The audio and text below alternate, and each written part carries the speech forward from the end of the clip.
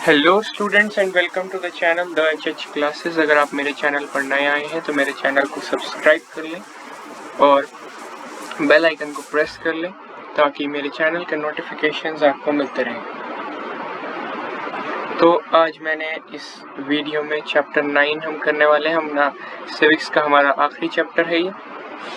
इसमें भी मैंने पिछले चैप्टर की तरह ही बिल्कुल जो है शॉर्ट नोट्स तैयार कर रखे हैं और इसी से ही आज हम इस चैप्टर को करने वाले हैं। तो ये है हमारा अर्बन लाइवलीहुड्स। पिछले चैप्टर में हमने किए थे रूरल लाइवलीहुड्स, और रूरल लाइवलीहुड्स में पढ़ा था हमने गांवों के बारे में, रूरल एरियाज के बारे में, जिसमें हम रूरल एरियाज में कैसे अपने लोग लाइवलीहुड को चलाते हैं उसमें भी हमने शॉर्ट नोट्स के द्वारा ही चैप्टर को किया था। अब हम करने वाले हैं अर्बन लाइवलीहुड्स। तो ये आएगा सिटीज के बारे में, शहरों के बारे में, बड़े शहरों के बारे में, इसमें क्या क्या होता है। अब इसमें क्या है, vendors and government measures. There are some shops on the pavement. अब पेवमेंट क्या मतलब जो किनारों पे रोड्स के शॉप्स होती है। Vendors sell things prepared at home like snacks और फूड। मतलब रेडियाँ जो लगी होती है उस पर लोग स्ट्रीट फूड बेचते हैं, खाना बेचते हैं। स्ट्रीट वेंडिंग एक ऑब्स्ट्रक्शन है ट्रैफिक के लिए। ट्रैफिक बहुत ज़्यादा जा रहा होता है, लेकिन जब रेडियाँ लगी होती हैं तो कई बार आपने भी देखा होगा कि कहीं पर गाड़ियाँ फंस जाती हैं और फिर बहुत ज़्यादा ट्रैफिक जाम लग जाता है। The government has introduced measures to reduce the number of vendors.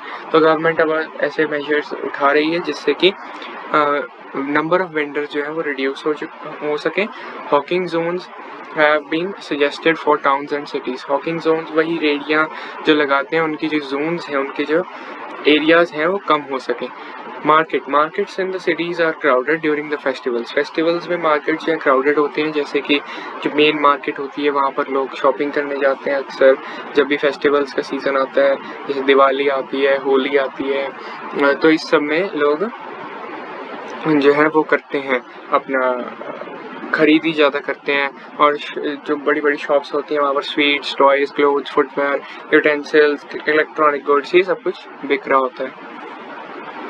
फिर business persons in cities there are people who own shoes in various markets. तो बहुत सारे सिटीज़ में बहुत सारे पीपल है जिनके पास जूते होते हैं। हरप्रीत एक बिजनेस वूमन है जिसने रेडीमेड शोरूम खोला हुआ है, रेडीमेड कपड़ों का और रेडीमेड चीज़ों का। वो मटेरियल बाय करती है डिफरेंट सिटीज़ ऑफ इंडिया से, लाइक मुंबई, अहमदाबाद एक्सेट्रा, और फिर उसके बाद वो फॉरेन कंट्री से भी बाय करती है और फिर वो बेचती है।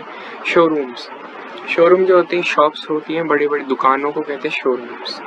Business persons are not employed by anyone, but they employ a number of workers as supervisors and helpers. अब जो business persons होते हैं वो उनको कोई employ नहीं करता है, मतलब कि वो जॉब नहीं कर रहे होते हैं कहीं पे, लेकिन बल्कि वो जॉब क्रिएटर होते हैं। वो एम्प्लॉयमेंट देते हैं लोगों को, वो जॉब बनाते हैं। जैसे कि वो हेल्पर्स रखते हैं, सुपरवाइजर्स रखते हैं, उनको एक लाइसेंस मिला होता है म्यूनिसिपल कॉरपोरेशन की तरफ से कि वो शोरूम्स को खोल सकते हैं। और म्यूनिसिपल कॉरपोरेशन क्या होता है, एक बड़ी ऑर्गेनाइजेशन होती है जिसके बारे में हमने चैप्टर नंबर 6-7 में पढ़ा था।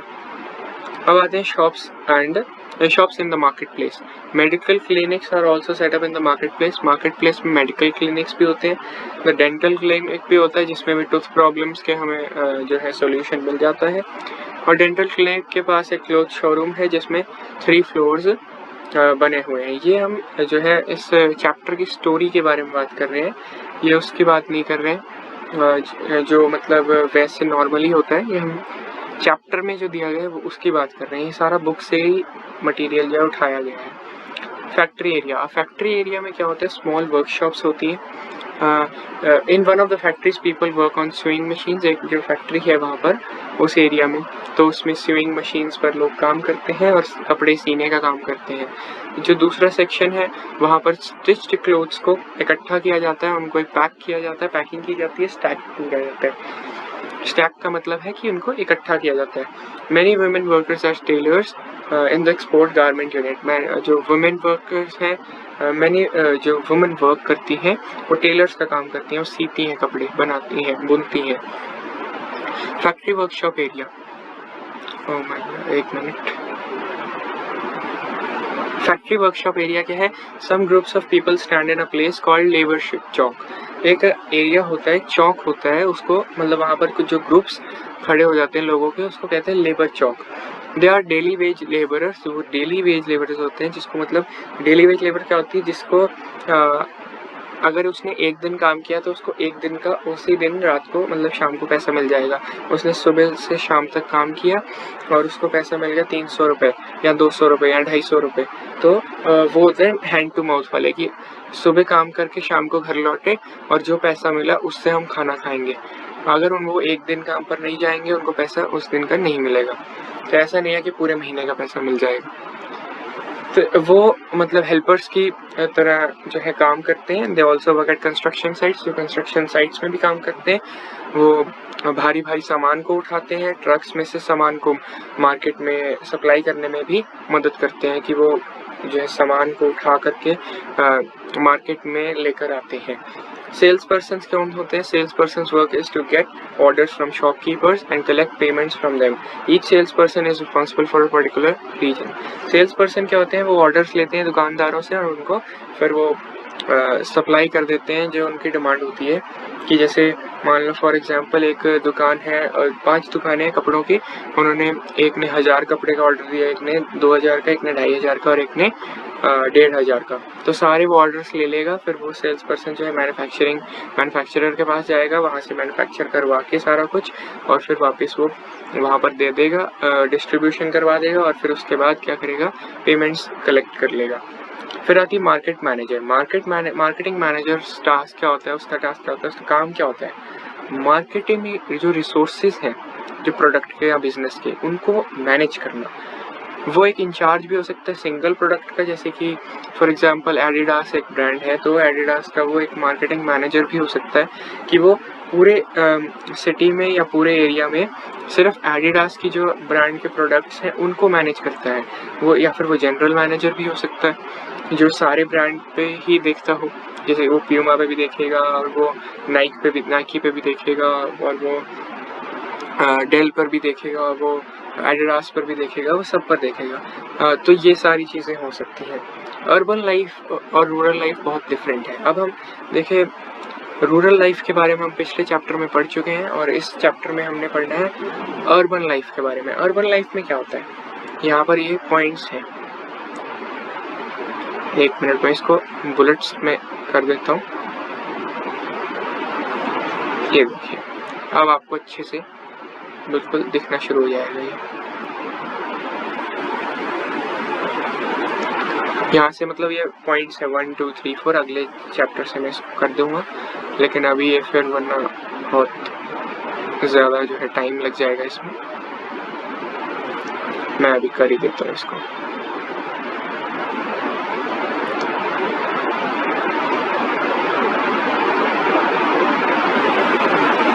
जो अर्बन पीपल्स हैं, अर्बन एरियाज़ के लोग हैं, वो डिफरेंट एक्टिविटीज़ में एंगेज रहते हैं। जैसे कि कुछ रिक्शा पुलर्स हैं, सम वेंडर्स हैं। वेंडर्स मैंने आपको बताया रेडी वाले हैं, ठीक है। बिजनेसमैन हैं और कुछ शॉपकीपर्स हैं।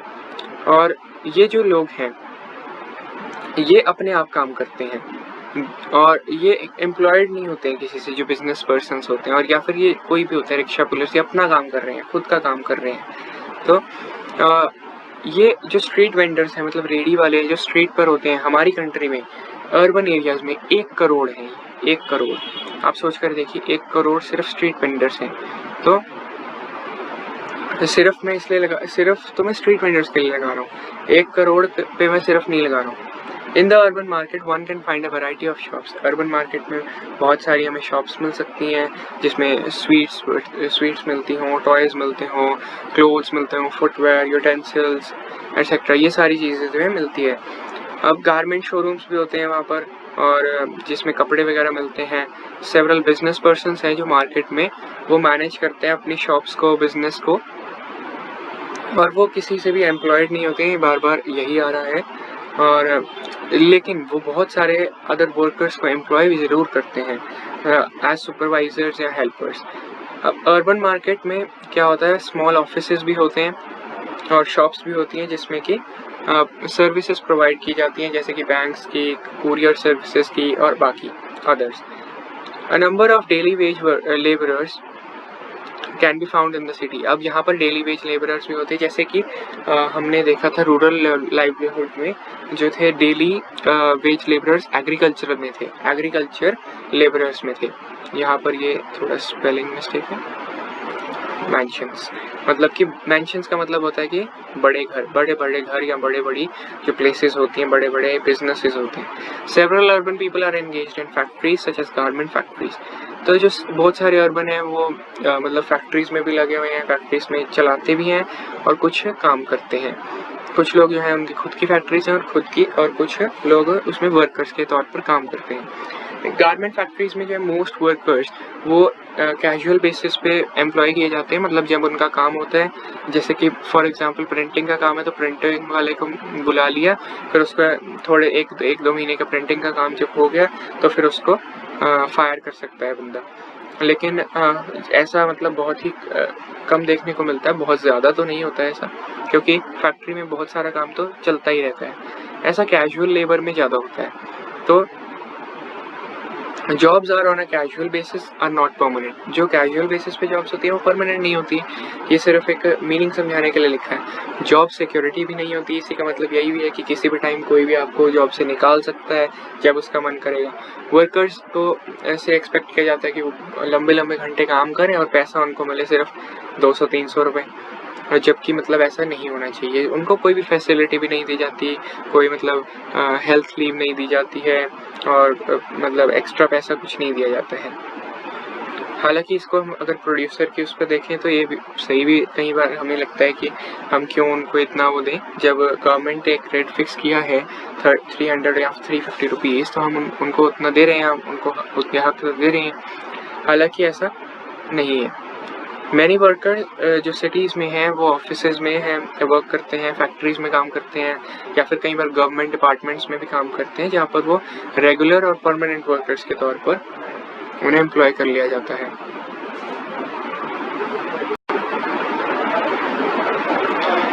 तो परमानेंट और रेगुलर वर्कर्स जो हैं वो उनको सेवरल बेनिफिट्स भी मिलते हैं, जैसे कि सेविंग्स मिलती हैं, ओल्ड एज के लिए हॉलीडेज मिलती हैं, मेडिकल फैसिलिटीज़ मिलती हैं, हेल्थ लीव मिलता है, जब मतलब उनकी तबीयत ख़राब है तो वो छुट्टी पर भी जा सकते हैं। बड़ी सिटीज़ में कॉल सेंटर्स में भी लोग काम करते हैं, जैसे कि हम अगर वो करते हैं कस्टमर केयर्स में जैसे बात करते हैं, तो वो सारे कॉल सेंटर्स में लोग बैठकर ही बात कर रहे होते हैं। तो ये भी एक नया फॉर्म आ गया है एम्प्लॉयमेंट का, इससे भी एम्प्लॉयमेंट जनरेशन बहुत ज़्यादा बढ़ गई है। Call centres are generally set up as large rooms with work stations. वहाँ पर वर्क स्टेशन होते हैं, बड़े बड़े रूम्स होते हैं जिसमें कंप्यूटर, टेलीफोन सेट, सुपरवाइजर का स्टेशन, ये सारी चीज़ें देखने को आपको मिल जाती हैं। तो इंडिया एक बहुत बड़ा सेंटर बनता जा रहा है, not only for Indian companies, जबकि बाहर की कंपनीज भी इसमें इन्वेस्ट करने लग गई हैं, जिसे कहते हैं FDI, फॉरेन डायरेक्ट इन्वेस्टमेंट। मतलब अगर फॉरेन की जो कंपनीज हैं, बाहर की जो कंपनीज हैं, उनको लगता है कि वो इंडिया में हमारे पास आकर के मैन्युफैक्चरिंग करें और यहाँ पर मैन्युफैक्चर करके ले जाएं वापस अपना सामान, तो उसे कहते हैं फॉरेन डायरेक्ट इन्वेस्टमेंट। वो यहाँ पर आके अपनी चीज़ों को इन्वेस्ट कर रहे हैं, अपना पैसा इन्वेस्ट कर रहे हैं हमारी फैक्ट्रीज में, तो इससे हमें बहुत ज़्यादा फ़ायदा मिलता है और हमारी इकॉनमी भी ग्रो करती है। वेंडर क्या होता है? वेंडर होता है one who sells things of daily use by going door to door. वो स्ट्रीट्स पे इधर से उधर जाता है, और जैसे कि फॉर एग्जांपल मैं यहाँ पर बताना चाहूँगा, मैं लिख भी देता हूँ यहाँ पर आपको क्योंकि आसानी हो जाएगी। फॉर एग्जांपल, और ये जो नोट्स हैं इन्हें मैं आपको प्रोवाइड भी करने की कोशिश करता हूँ अभी। इन्हें मैं या तो आप स्क्रीनशॉट भी ले सकते हैं, लेकिन इन्हें मैं एक अलग से वेबसाइट या फिर एक पोर्टल या लिंक जो भी है आपको मैं प्रोवाइड कर दूँगा। आप इस वीडियो के डिस्क्रिप्शन में या फिर मेरे चैनल के डिस्क्रिप्शन में जाकर उसको देख सकते हैं, कुछ भी 1-2 आने वाले दिनों में।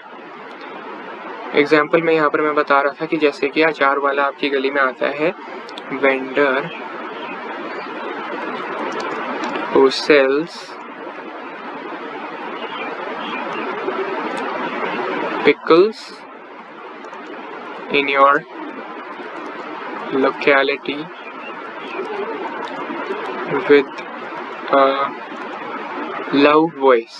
ठीक है, जैसे कि वो आता है कि अचार ले लो आपकी गली का सबसे अच्छा अचार, ऐसे ऐसे आपने सुना होगा, लाउड वॉइस। अब आता है अर्बन एरियाज में। अर्बन एरियाज क्या होते हैं? टाउन्स और सिटीज़। आपको ये बिल्कुल एक मैंने वो प्रोवाइड कर दिया कि अर्बन एरियाज भी क्या होते हैं। आप पर्टिकुलरली ये ना सोच लें कि सिर्फ दिल्ली या गुड़गांव ही अर्बन एरियाज हैं, जो टाउन्स हैं सिटीज़ हैं वो भी अर्बन हैं। बिजनेस पर्सन क्या होता है? जो अपना लाइवलीहुड मतलब कुछ बिजनेस करके कमाता है। अपना लाइवलीहुड कैसे चलाता है? कुछ बिजनेस करके, किसी को कपड़े बेचता हो या फिर कुछ भी बेचता हो, अपने आप से बेचना ही नहीं है खाली कि बिजनेस करना। एक बड़ा इकोनॉमिस्ट भी हो सकता है, वो भी बिजनेस वाला हो सकता है। अब एम्प्लॉयर क्या होता है? जो एक किसी को एम्प्लॉयमेंट देता है, किसी को जॉब देता है। एक बिजनेसमैन एम्प्लॉयर होता है। गवर्नमेंट क्या है? एम्प्लॉयर है।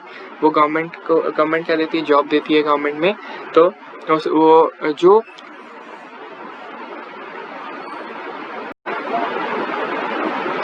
जॉब लेता है वो एम्प्लॉई होता है, एम्प्लॉई। यहाँ पर मैं एक और भी डेफिनेशन जोड़ देता हूँ,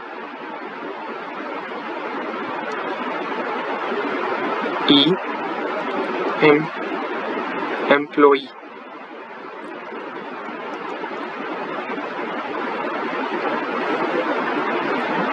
One who does a job is called an employee। तो इससे आपको एक क्लियर रहेगा कि एम्प्लॉयर कौन होता है? जो जॉब देता है। और जो एम्प्लॉई कौन होता है? जो जॉब लेता है या करता है। कैजुअल वर्कर कौन होता है? जो एंगेज इन टेम्पररी, जिसका वर्क टेम्पररी होता है, वो किसी भी टाइम उसको मतलब जॉब से निकाला जा सकता है। लेबर चौक क्या होता है? एक प्लेस होती है जहाँ पर डेली वेज लेबरर्स आते हैं, अपने टूल्स के लिए टूल्स को लेकर के आते हैं, और फिर पीपल उनके लिए वेट कर रहे होते हैं ताकि वो लोग आए, उन्हें हायर कर लें अपने काम के लिए। कॉल सेंटर आपको पता लग गया कि एक नई फॉर्म है एम्प्लॉयमेंट की। बिग सिटीज़ में ये सेंट्रलाइज्ड ऑफिस होता है, इसमें प्रॉब्लम्स और क्वेश्चंस को आंसर किया जाता है। इसको कस्टमर केयर सर्विस भी कहा जाता है। फिर हॉकर क्या होता है? जो सेल करता है थिंग्स को प्लेस टू प्लेस जाकर, आस्किंग पीपल को कहता है कि मेरी चीज मैं ये मतलब लाया हूँ चीज़, आप खरीदना चाहते हैं तो आप खरीद सकते हैं। तो यही था मेरे तरफ से।